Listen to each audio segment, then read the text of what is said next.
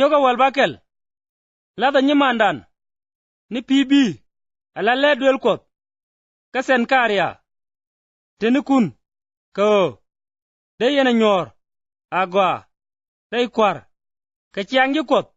tin chale ka lwaga je ka tidial tin bagor ga ye ko yakong alwak nene tungwan amenen ba nere periska kana akwila netelet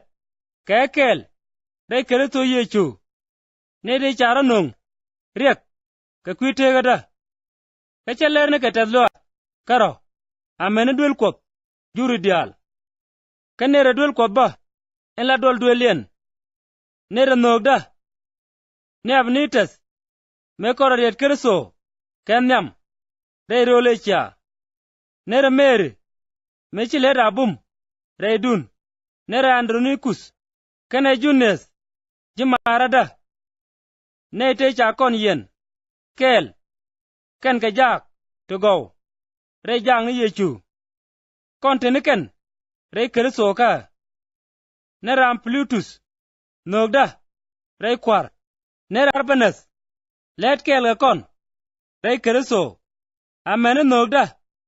ne sakis ne rapeles men chan nogda re kerso ngi ne rejidwar aristobulis ne ram en la wada ne herodion ne retin re kwar yechu tin la jidwar narcissus ne rejilatato re kwanakos Trypinia kene Tryposa ne renok ne persis men chilera bum re kwanakos ne rupus ramen chamek re kwanakos kene raman en la marba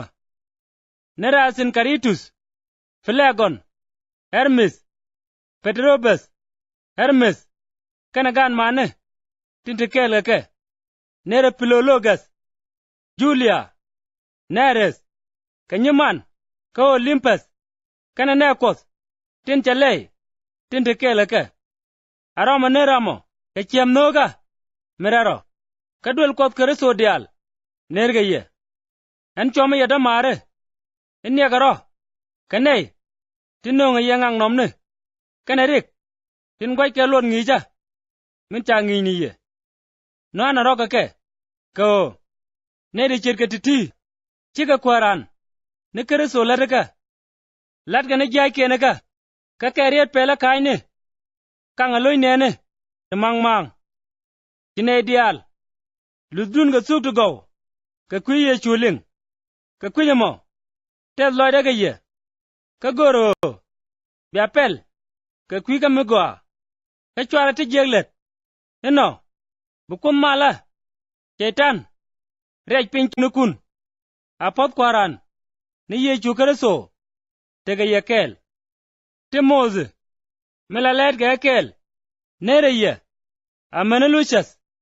kene Jason kaso fatar neti la watka hen tarchas min gor wargak eme nere ye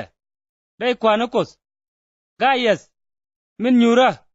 kona jidwel kot nere ye Arestes yub yono wech amene da mandan ne kwartes nerga ye apod yega kwarani ye chukerso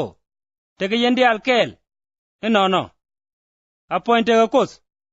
jante ga long ko baye jaga bum te ngada dun chit ga suk to go te chalat ye ke kwiye chukerso chit ga thok te cha nyos te cha nge ne wal karun te chiwa ka tame ja joj ka cha jaga ngai ke rei wargang ne gongne ka karoi kop endorar cha jaga ngai ke ador dial ko dega tega ngas kana lus apon tega kot en kel garwa ni ye chukereso amene chankel enono